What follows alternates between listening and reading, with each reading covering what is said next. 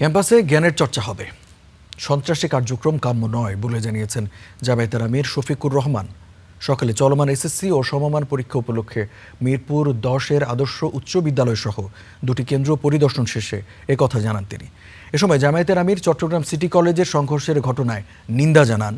বলেন, ক্যাম্পাসে শিক্ষার্থীরা যাবে জ্ঞানের চর্চা করতে, রক্ত ঝরাতে নয়। পরে বলেন, রাজনীতিকে প্রাধান্য দিয়ে নয়, মেধাকে প্রাধান্য দিয়ে চলবে দেশ, যা জুলাই আন্দোলনের অন্যতম দাবি ছিল। মানুষ হওয়ার আঙিনায় কেউ অমানুষের আচরণ করুক, সেটা কাম্য নয়।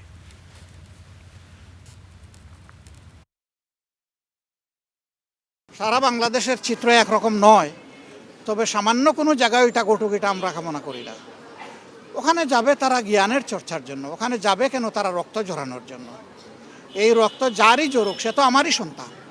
আমি দেখতে চাই না যে ও কোন দলের। যারই রক্ত জ্বলবে এটা দুঃখজনক। মা বাপ কাউকে রক্ত ঝরানোর জন্য ওখানে মানুষ হওয়ার জন্য পাঠিয়েছে। তো সেই মানুষ হওয়ার আঙ্গিনায় ও মানুষের কাজ কেউ করুক, এটা আমরা নিন্দা জানাই। আমরা এটা চাই না। এই ব্যাপারে আমরা ভোকাল থাকবো।